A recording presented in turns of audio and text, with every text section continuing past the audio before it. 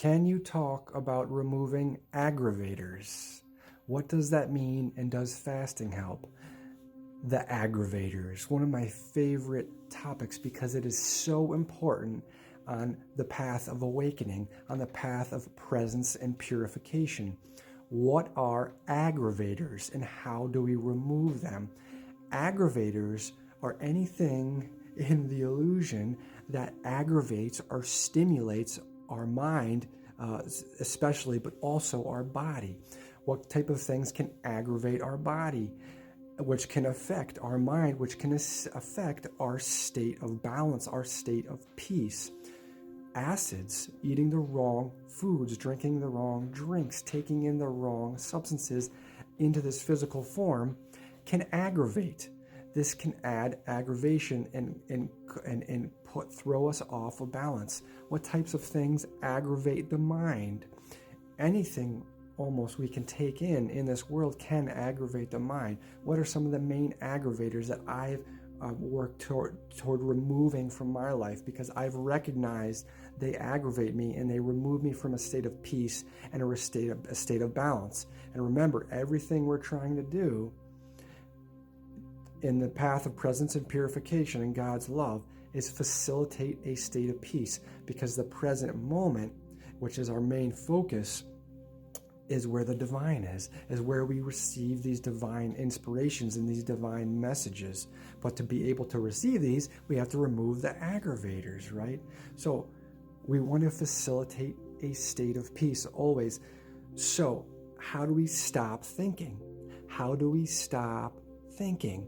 We must remove the aggravators. How do we do that? First, we have to recognize what are the things aggravating us, and we have to accept these things are taking me out of balance. These things are taking me out of a state of peace, as opposed to facilitating a state of peace. Everything we do, we want to facilitate a state of peace. This includes purification of the body. So one of the biggest things for me that has helped me calm the mind down, bring about a state of peace, bring about more balance, and bring in these higher rate of divine inspirations and messages, has been purification, purifying the body. How do I purify my body? I do this through raw, living, electric, hydrating foods, mainly fruits, berries, and melons. Now you can also do vegetables, some sorts of leafy greens, things like this.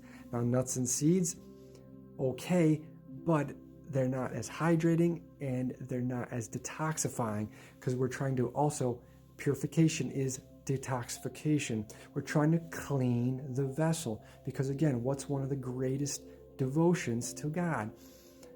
Purification, because our bodies are God, or temples for God. So how do we remove the aggravators? We have to constantly focus on presence, the present moment, staying present, and purification. Now, it's a practice. Presence is a practice. We have to practice this, because what we're doing is we're going against a lifetime of programming of aggravation, of chaos. Our controllers, as I like to call them, want our minds in chaos, because they keep us in lower perspectives. They keep us trapped in the ego. A mind in chaos is a mind attached, is a mind in the ego, is attached to the ego. So all these things work together, and I had to have the opposite effect of what we want. We want to remove the aggravators. So everything we do is to facilitate a state of peace. So let's talk about things that can aggravate a mind, can stimulate our mind into more chaos, into more aggravation, as opposed into a peaceful state. Remember, just think about it like this. We want to facilitate a peaceful mind. How would we do that? Well, we want to remove things that could stimulate the mind, stimulate the cycles of thought. Now, it's very easy to get caught in endless cycles of thought. I know, and many of us do, because we've all been there. So we want to say, like, okay, what did I remove from my life that I could recognize was aggravating me and making it harder for me to maintain balance in a peaceful state? Television, movies, music, almost all music besides like healing music and maybe some high vibrational music, video games, scrolling on social media. You have to be very careful with social media because that can definitely aggravate the mind and cause chaos. And remember, our main focus to receiving the divine and to being and living in God's will, the divine flowing through us, is a presence, because God is in the present moment. God is the present moment. That's how we break free from the illusion. We come upon the present moment and we do everything we can to stay there. And now again, presence is a practice. You do the best you can. You keep going. You catch yourself. It's constantly about catching yourself. Oh, there goes my mind off on this tangent. Okay, I observe it. I recognize it. That's okay. Sometimes we have to do things like reconstituting the mind. I have a video on that as well. I also have other videos on aggravators, recognize and removing the aggravators. If you look through my videos or on my YouTube, it might be easier to find them. So all these things work together, purification and presence. Purification is a big part of removing the physical aggravators. This process is not a quick process. It is a practice, and it takes time and it takes dedication. This is something I dedicated my life to. That is why I'm speaking about it, and escaping the cycles of suffering. All these things work together. So again, our main focus is facilitating a state of peace in every conceivable aspect, removing these things that aggravate or stimulate the mind and the body, because what we want to do is be present in the present moment as much as possible. What does that mean? That means removing the thought or the automatic cycles of thought which are caused by the aggravators. This is why it's so important, like when we try to meditate. If you're having trouble meditating because you can't stop thinking, you probably have too many things aggravating you, whether it be physically or mentally or environmentally, etc.